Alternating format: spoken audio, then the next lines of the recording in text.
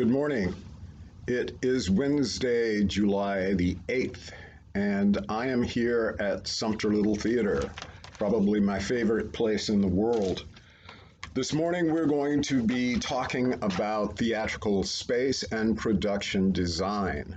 That's basically the theater. One of the most important considerations that we make when we are producing a play is the space that we are going to perform the play in, the type of stage on which we are going to set the play. There are several types. The most common type of stage is the proscenium.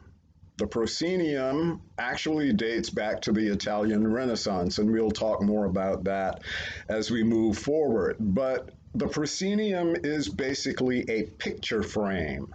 It frames the stage. If you look over my shoulder here, I am in the Sumter Little Theater classroom, and what we have done in here is basically try to create a proscenium stage. With a proscenium stage, you have walls around the opening. The interior area is then your playing space. You have entrances off stage on either side. And on a proscenium stage, you have the ability to hang lighting instruments above the stage in a way that you would not be able to see them from the audience. Most proscenium stages have enough vertical space to hang lighting instruments there, and the audience doesn't see them. Another thing about the proscenium stage, and we'll talk more about this when we talk about realism in theater, is that we can construct sets that are called box sets, and these sets look like rooms. It's like you're looking into a room in a home or an office or wherever. With a box set, you can actually hang functional doors that you can open and close, and windows, and you have walls on which you can hang props, set dressings, things like that. More realistic. The next type of stage that I want to talk about is a thrust stage. A thrust stage has the audience seated on three sides. Backtracking just a little bit, it's important to note that in a proscenium setup, the audience is looking at the stage from the front, right? Everybody is in front of the stage. With a thrust setup, the audience is seated on three sides. That's more challenging for staging because at all times you have to be aware that the audience is able to see your actors from three different directions, which means you can't tell them to stand in a way and play out to an audience. Your audience is seeing you from three different sides. So you have to be aware of that at all times. The other challenges with a thrust stage is that if you look up here, for example, and you see where that is, imagine the set coming out or the stage coming this way about 8 to 12 feet. That means that those 8 to 12 feet are going to be your playing area. That's where your audience is going to see your actors. Up on that stage, you could have a wall. You could have what resembles a room, and you could put furniture there, and you could make exits and entrances that way. That's how a thrust stage sets up.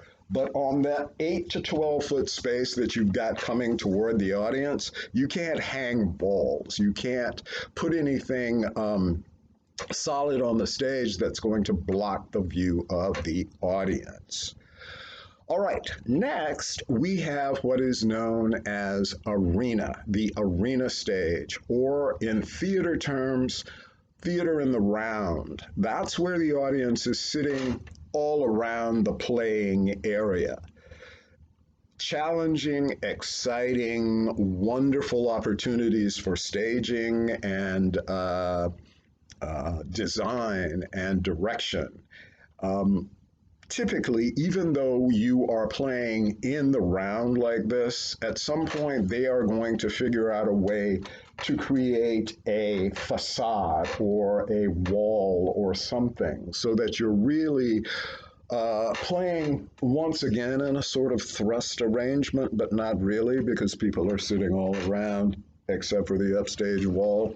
One of the most um, interesting and functional and fun arena stages, theaters, theater in the round in this area is over on the USC campus, Long Street Theater.